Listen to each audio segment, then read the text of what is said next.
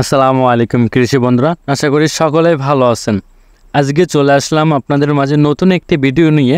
আজকের ভিডিওটি হচ্ছে কিভাবে আপনারা আমন ধানের শীষ বের হওয়ার সময় কি পরিচর্যা করবেন এবং ধানের শীষ বের হওয়ার সময় যেসব পরিচর্যা করা উচিত সেগুলো আজকে এই ভিডিওর মাধ্যমে আমি তুলে ধরব।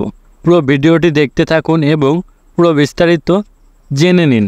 ভিডিওর মাঝে একটি কথা না বললেই নয়, এমন ভিডিও পেতে চাইলে এবং পরামর্শ পেতে চাইলে এখনই আমাদের কৃষিমাঠ ইউটিউব চ্যানেলটি সাবস্ক্রাইব করুন।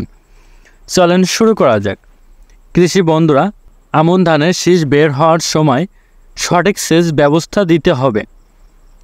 ধানের শীষ বের হওয়ার সময় পর্যাপ্ত পানি সরবরাহ করা জরুরি। এ সময় জমিতে 3 থেকে 5 সেন্টিমিটার পানি থাকতে হবে। পানি না থাকলে শীষ বের হওয়ার সমস্যা হতে পারে এবং ফলন কম হয়ে যেতে পারে, এবং জমিতে যদি অতিরিক্ত পানি থাকে শিকড়ের ক্ষতি হতে পারে।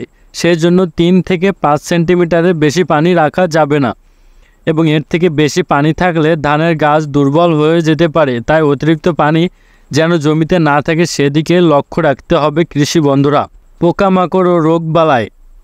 শীষ বের হওয়ার সময় আমন ধানে অনেক পোকামাকড় আক্রমণ করতে পারে, যেমন মাজরা পোকা। এ সময় মাজরা পোকার আক্রমণ হতে পারে যা শীষ বের হওয়ার সময় ধানকে ক্ষতিগ্রস্ত করে। এর জন্য সঠিক সময়ে কীটনাশক প্রয়োগ করতে হবে। গল মাছি। শীষ বের হওয়ার সময় গল মাছি আক্রমণ করতে পারে, তাই প্রতিরোধ ব্যবস্থা হিসেবে কীটনাশক ব্যবহার করতে হবে। ধানের ব্লাস্ট রোগ। ধানের শীষ বের হওয়ার সময় ব্লাস্ট রোগ আক্রমণ করে শীষের ক্ষতি করতে পারে। ক্ষেত্রে ফাঙ্গিসাইড স্প্রে করা দরকার। সার প্রয়োগ। শীষ বের হওয়ার আগে নাইট্রোজেন সমৃদ্ধ সার ইউরিয়া প্রয়োগ করা হলে ফলন বাড়ে, তবে বেশি নাইট্রোজেন প্রয়োগ করলে শীষ দুর্বল হয়ে যেতে পারে। তাই সঠিক মাত্রায় সার ব্যবহার করতে হবে। পটাশ ও ফসফেট সার। পটাশ ও ফসফেট সার ধানের শীষের গুণমান এবং শক্তি বৃদ্ধিতে সাহায্য করে। এ সময় ধানের সার প্রয়োগ করলে শীষের সংখ্যা বাড়বে এবং ধান শক্তিশালী হবে। আবহাওয়া ও জমির পর্যবেক্ষণ। আমন ধানের শীষ বের হওয়ার সময় ঝড় বৃষ্টির কারণে শীষ ভেঙে যেতে পারে বা জমিতে পানি জমে ফসলের ক্ষতি হতে পারে, তাই জমির ড্রেনেজ ব্যবস্থা ঠিক রাখতে হবে।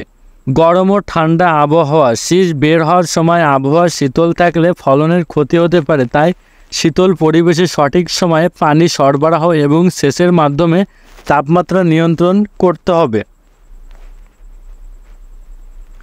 আগাছা দমন।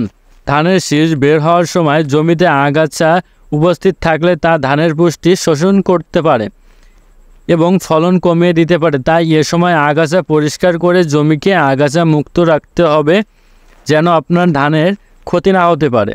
জমির মাটি ও পুষ্টি অবস্থান নিয়মিত পর্যবেক্ষণ। শীষ বের হওয়ার সময় মাটির পুষ্টি এবং অবস্থান নিয়মিত পর্যবেক্ষণ করতে হবে। এতে সার প্রয়োগের প্রয়োজনীয়তা এবং জমির সঠিক অবস্থান সম্পর্কে ধারণা পাওয়া যায়। কৃষি বন্ধুরা, আমন ধানের শীষ বের হওয়ার সময় আমি যে নিয়মগুলো বললাম, এই নিয়মগুলো আপনি যদি মেনে চলেন তাহলে আপনার আমন ধানের শীষ বের হওয়ার সময় কোনো ধরনের সমস্যা হবে না। দর্শক বন্ধুরা, এই নিয়ম মেনে চলেন। কৃষি বন্ধুরা, আজকের ভিডিওটি ছিল এই পর্যন্তই। আশা করি সকলেই বুঝতে পারছেন এবং এই নিয়মে আপনি আমন ধানের শীষ বের হওয়ার সময় পরিচর্যাগুলো সঠিকভাবে পালন করেন।